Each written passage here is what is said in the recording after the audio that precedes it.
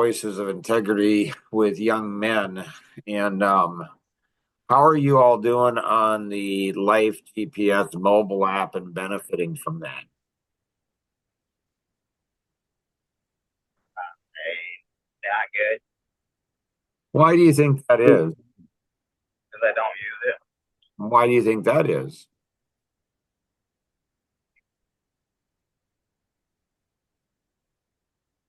I'm not sure. Anybody else?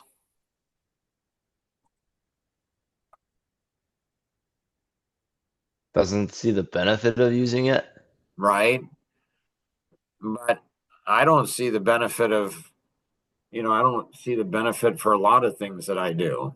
So, and I still do them. So, what's the difference between how you think and how I think?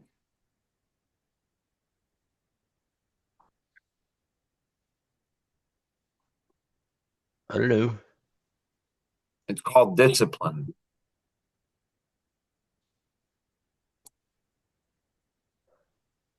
Now, you might be thinking, well, Mark's 61. When I'm 61, I'll have discipline. No, you won't. Because when I was, your age, the discipline I had, it was insane. Why do you think you had so much discipline then, Mark? Oh, that's a great question. Appreciate the dialogue. I think it's probably because I had a life vision. Like it's interesting, being raised a pastor's son. It's like, the Bible says without a vision, the people perish. You'd think that might you'd think that might be one of the top things that that a pastor would be focused on, a spiritual leader would be focused on his vision. You'd think that. I would think that. But my dad, it was interesting. I don't know, I was probably in my early 30s, mid 30s. And he said to me, he says, Mark, I think it'd be good for you to go talk to John Greening. And I said, John Greening was the executive CEO, the top guy, president of the GRBC, General Association of Regular Baptist Churches, which is where my dad ministered as a pastor. And so he's the top guy over everybody in the United States. And so I said, okay, why? And he's like, I think he'll understand you better. So I go and sit down with John Greening. And John Greening's theme was synergy. This was before synergy became a popular word. Used to nobody like 34 years ago when we gave the company I own, one of the companies I own, Synergy Solutions. Nobody knew what the word synergy was. That was really cool because people would say, what's that word? So my dad used that word, and John Greening used the word. So it's where the combination of the parts you can accomplish so much together, so much more together than you can individually. And so John Greening's, his whole theme was synergy. We can accomplish so much more together than we ever could on our own. I had a company named Synergy. And so we sit down, I'm telling you, it's not more than 5 minutes. And John says to me, he says, so I called him up and I said, hey, my dad, Ralph Borsman. Oh, yeah, I know. Yeah, your dad, great guy. Yeah, I'd love to meet with you. Super. And he's like, why was your dad recommend? I don't know. He said that you might go ahead and have some insights into me. Oh, absolutely. So I meet with him 5 minutes in. I mean, 5 minutes. And he says, Mark, the GRBC doesn't keep people like you. I'm like, what? like, what? like, why? He's like, because you have vision, big vision, and we don't. And you'd think that a leader would go and say, wow, let's embrace you. Like, let's bring you in. I mean, here's the president of this whole association. And they lack vision. Well, not only do they lack vision, they lack courage. Not only do they lack courage, they lack discipline. The whole organization, my heart just goes out to them. I might do something still about that situation. Because this is Voices of Integrity for Young Men, when I tell you what might happen to that organization, I don't know. I might not. We'll see on that.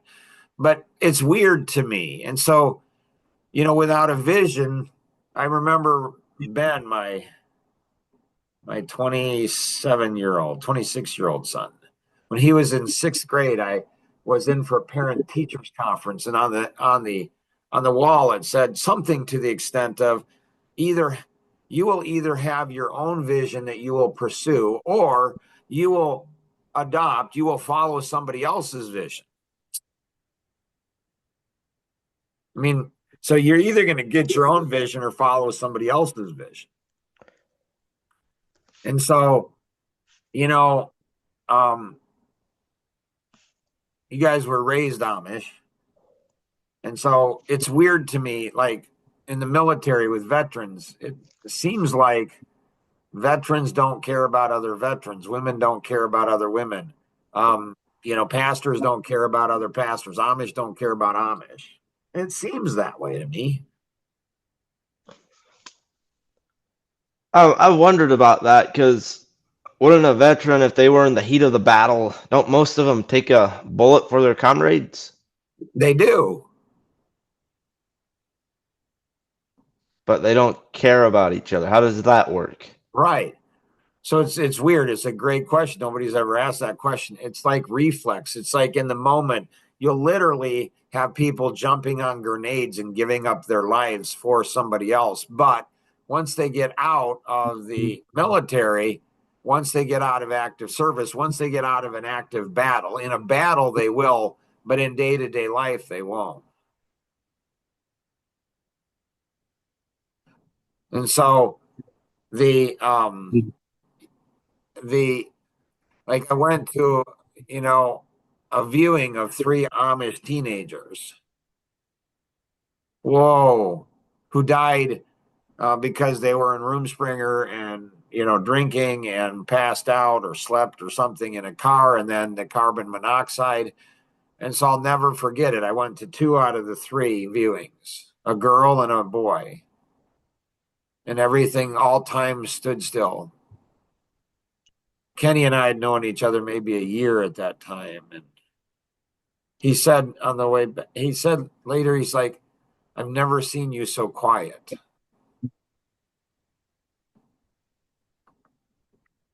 And afterwards we stopped at Melissa's and Jason's, and I just walked through, their house, said hi or whatever, walked through, went back to the back of their property and just stood by the fence and just looked out. And Kenny came out like 10, and Melissa, our daughter, went ahead and said, is Dad okay? Kenny's like, I'm not sure. I've never seen him like this before. So people don't really care about one another. It's insane. It's absolutely insane. And so that situation is going to happen again. It's not a matter of if it happens. It's just a matter of, under what situation and how many times and how frequently it is. Because it's the same principle.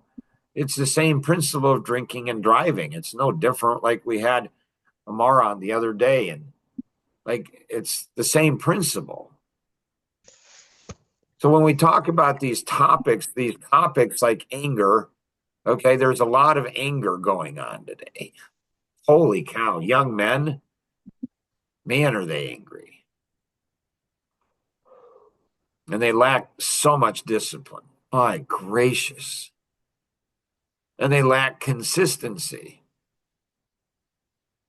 And they don't trust anybody. And if they don't see the immediate benefit to them, they don't do anything. And it's like, really, what could possibly go wrong with that? Like everything. I mean, there's things that I've been doing for over 40 years. And I'm not seeing the benefit. I have had much more pain in doing something than not. And I continue to do it. It's just discipline. So once I'll marry a client of ours, an Action Vision client of ours. She was a mom, had her own business, and her husband had a real job, but she had so we did coaching for her, and she had kids, and I think she was homeschooling the kids. And she said to me once, she said, "Mark, I don't feel motivated. Can you help me understand how to be motivated?" And when I talked to Alvin and Mel and Ernie yesterday, what a phenomenal conversation. Three ex-Amish guys in their 80s, very successful business people. My gracious. And it's interesting because one of them said, and I had never heard this before, one of them said that when he started his own business within 5 years, he had a whole new set of friends.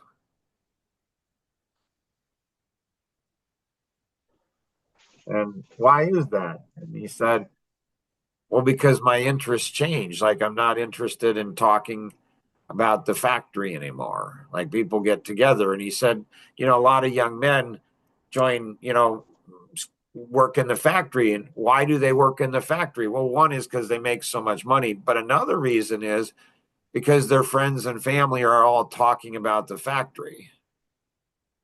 So they want to be included in that.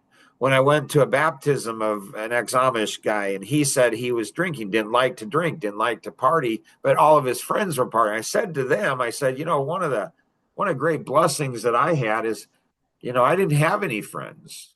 I mean, I had one friend, but when my dad moved away, Mark Euclid, he was a friend of mine.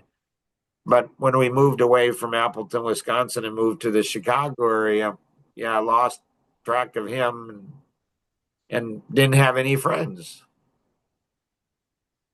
which wasn't bad. I think it was really good because, I didn't do the partying. I didn't learn to be a leader or to be alone. Like, it's okay. Like, it's fine. And so, like,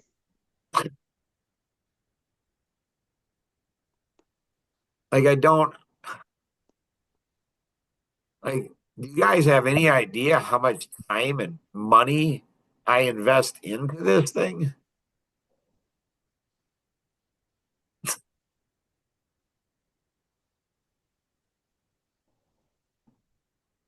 So I would think that, like, with Jonathan, he had issues with women big time. Like, when he was, like, I think it was 9 years old.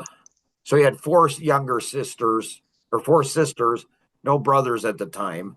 And then he was homeschooled. And then he had, a, a piano teacher who was a woman. He had a lot of women in his life. That'll mess up a guy. Oh, wow. So he had a real attitude with women. He just did. And, I tried to help him, but man, he just didn't seem to get it. And one day I come home from the office and Rosanna's like, you got to do something with this kid. Like, he just won't listen. He won't obey. So I walk into his room and there's this 9-year-old kid. And I said to him, I said, hey, bud. He's like, sorry, Dad. Like, he knew. He knew. He just knew. And I'm like, bud, you gotta. It's like, I know, Dad, I'm trying. It's just so hard. I said, well, maybe this will help. Like, you should be honoring and obeying your mom. I know she can irritate you. She irritates me sometimes too. And you know what? That's part of being a man. But you still have to obey her. You have to honor her. Like, you have to, if you think if you think she's being unreasonable, come talk to me because I can talk to her. I have no problem, buddy. Like, if she's not being fair or whatever, but you don't take things into your own hands. You don't mouth off to her. You don't disrespect her. You just don't. He's like, I know, Dad. I said, well, let me explain some things to you. First off, you should do it because this is what God says to do. And he's like, yeah. Now I said, now if that's not enough motivation, if that's not enough motivation to do it, it should be. But if it's not, you should do it because you and I are buddies. You guys are buddies. Are we buddies? Like I come home and we wrestle and we play, and you don't understand this now at 9, but you will later. You make your mom's life hard. That makes my life hard. I mean, we could be wrestling, goofing around now, but instead I'm dealing with you because you're not disciplined, buddy. You got to be disciplined. And so do it because of friendship. And so you guys that are on this stuff, I mean, I'd sit down and talk to you for hours, and you guys can't go ahead and spend 5 or 10 minutes a week on it. Like you can't see the future, and it's okay. You're blind. You cannot see the future. You can't see that someday you're going to go ahead and get married. Someday you're going to have kids. Someday you're going to have boys. And your generation struggles a lot more with anger, or let's say discipline, than my generation do. You just do. You guys are more angry. You just are. It's weird. My 3 sons were angry. So Jonathan was angry, Tim was angry, and I tried to help him out. I had Dave Libby come over, and we had charts and graphs and tried to figure out how to get, do all of this stuff. So one of the reasons that I have a dead son 5 years, June 17th, is because of anger. He didn't know how to discipline his anger. Another is he drank. You don't drink. Drinking and anger, it's just stupid. Drinking, I think, is stupid.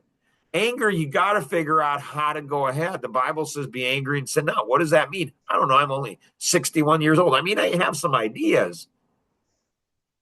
So what's the And difference so, between anger and bitterness? good question. See, that's a great question. See, I think bitterness goes ahead, and when you don't deal with, like, first level is going to be frustration. And if we don't deal with frustration properly, 3 elements of frustration, if we don't deal with frustration properly, it moves to anger. I'm simplifying it. And if we don't deal with anger properly, we move to bitterness. And so bitterness is often when authorities go ahead, people in authority over us mistreat us, and we can't do anything, like a girl being sexually abused by her dad, or, somebody, a man who she can't, she's not strong enough to do anything about it. Or when parents go ahead. I mean, why does it say in the Bible, fathers don't provoke your children to wrath? Why doesn't it say that to moms? Because dads, men tend to go ahead and do that. So I worked my ass off. I mean, I worked hard to try to figure out how to deal with my son's anger. Wasn't successful. And in part, if he didn't have his anger issues and he was angry, and I think most anger is always at ourselves. I think it might be always at ourselves. We're angry with ourselves. Always. We're not angry with other people. Anger is a feeling. We're angry with ourselves. We're angry with ourselves that people manipulate us, or people take advantage of us, or people are mistreating us, or whatever. We're angry at ourselves, but we take it out on other people. I mean, you ask me, I would say I couldn't figure it out. I could not figure it out on why our boys were so angry. I'm like, I'm not an angry person. I mean, I can bring the heat on, but I'm not. It's just not. And definitely not out of control. And I don't think my wife is angry. But just in the last year, after, 40 years of marriage, my wife is very angry, but it's underneath. You don't even know it. You meet her, you don't think she's an angry person. She just doesn't look like it.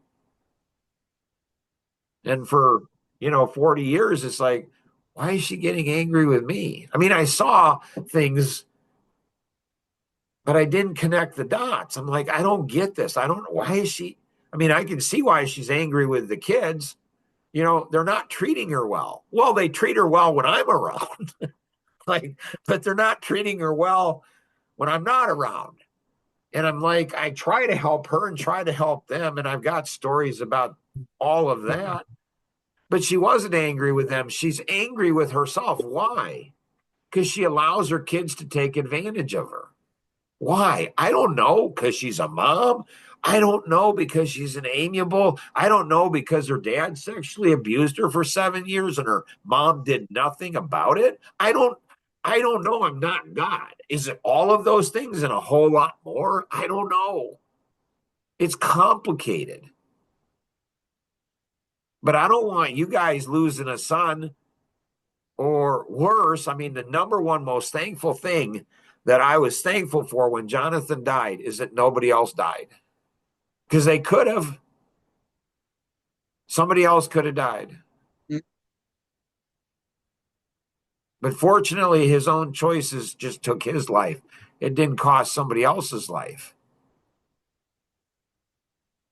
And I'm thankful for that. I don't know how.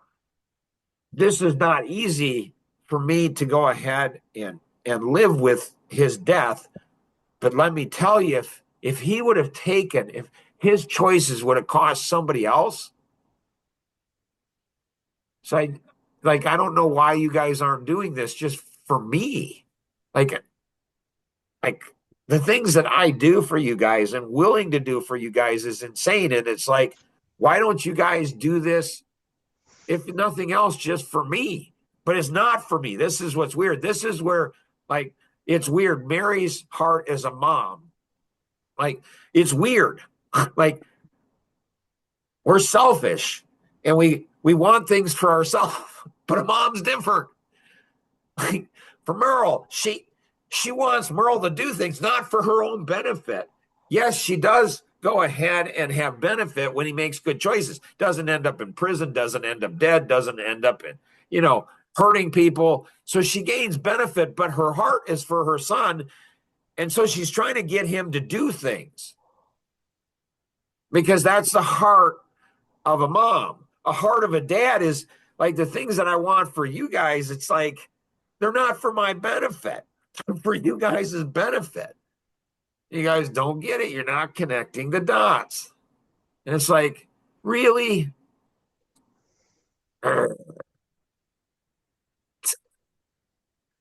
So, Kenny, what would you like to accomplish today? I was just reading a little bit more on what the dog saw, and they were talking about risk and how we consume risk like that. We've talked about it before, how that one small O-ring and blew up a space shuttle. Well, they knew space O-rings were bad. They were going bad. They just hadn't blown up a space shuttle before. So it wasn't that risky. Or if it wasn't an O-ring, it could have been 6 other things that have been in that category. What's your question? Blow up. It's like, why do we, when we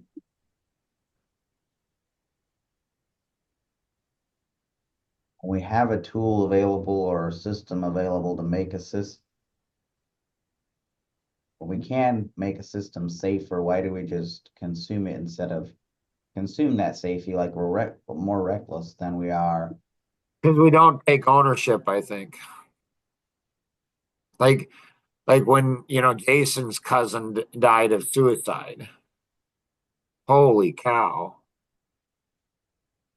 Man, that was hard on me. Still is. When your cousin died of suicide, I mean, people just think, well, there's nothing I can do. It's not my responsibility. Really? That's going to create some issues in your brain. Like what you're saying is, if I have no responsibility, and it's weird because people would say, Mark, you have no responsibility. Really? How can I have? What I'm saying is, I have no influence as a dad.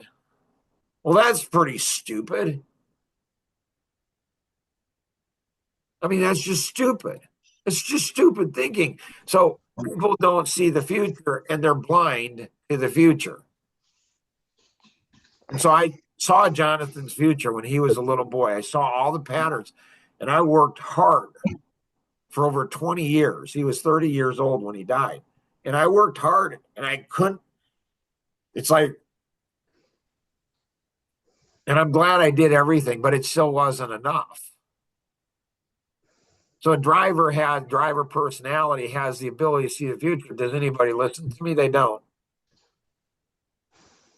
Like I can see one of you having this precious little girl that's just, just precious. Like Elena or Micaiah, 3 and 4 years old. I can see this is not a stretch. I can see you having a absolutely an adorable wife that you give your life for. And I can see some stupid drunk hitting them both and taking your wife and your little girls out. I can see that. It's not that hard. Like it doesn't take, this happens. I can see somebody getting angry and harming your little girl. Like, hello, this is not. And here you have live GPS. It's like viral. It can spread. It can move around to different places. Like it's like, why can't other people see that? Because they're lazy. They're just lazy. Because there's so much energy drinks and there's so much gaming and there's so much alcohol and so much drugs and so much everything. It's just really. And the parents, plus the parents' heart, what are they supposed to do? Right? I mean, it's not getting easier. It's harder.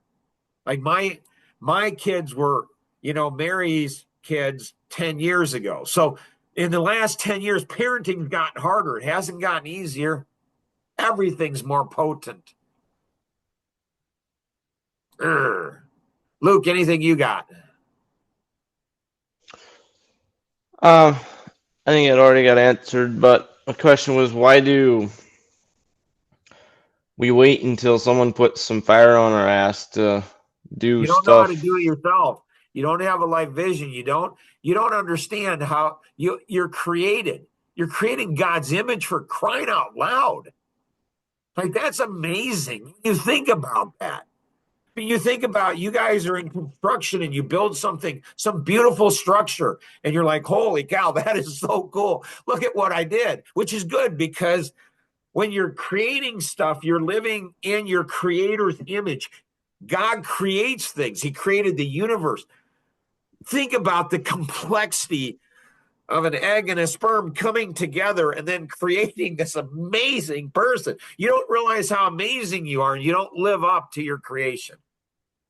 And it's heartbreaking. It's absolutely heartbreaking. It's just heartbreaking. It's heartbreaking when I see my kids and I was there for every one of their births, and I see them destroying their minds and lives. And I'm like, really? Why can't you see this? And it's just not my kids. I mean, God loves every child as much as he loves mine. So therefore, I'm compelled to be concerned, to love, to care for, to have a passion for others. And when things don't work day after day, week after week, year after year, decade after decade, what do? I keep doing. I just keep going. It's like, one of these days it's going to stick, hopefully before I die. Hopefully there's some fruit. Hopefully.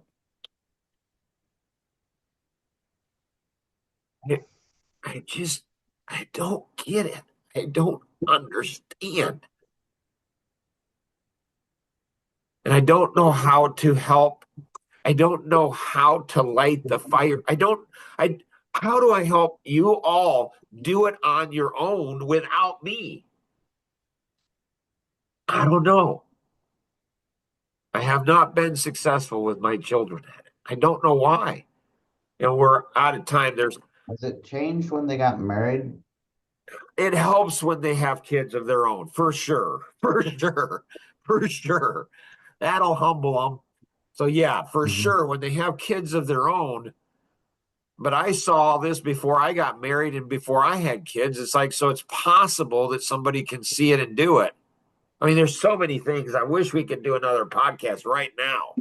Like the one that's going to have for marriages at 12:30 today, podcast for marriages. Oh my goodness, is that one going to be a good one? So, I mean, it's just, I don't know how to help people. I mean, that's where Life GPS, it's like helping them to see you have an issue with anger. Your son, your daughter, your friend, your brother, your mom, your dad, like who has an issue? Like help them out, and feelings, like communication. Like there's a topic on communication. There's a topic on feelings and sadness, and there's a topic like when you're sad, don't take medication. Don't take it. Don't take medication. Eh. You know, you're sad for a reason. Figure out the core reason why you're sad, and then fix it. And maybe you should be sad, and maybe being sad is okay. And so, like, it's mind numbing to me. It's just mind numbing to me why this is so hard to figure out. So, anyways, pass this along to 2 other people, get their feedback on it. If you have any questions on anything we covered, connect with the individual who invited you to participate in today's session, or you can call toll free 888-230-2300 outside the US 630-393-9909. And always remember, we can accomplish so much more together than we ever could on our own. Have an amazing day. Bye-bye.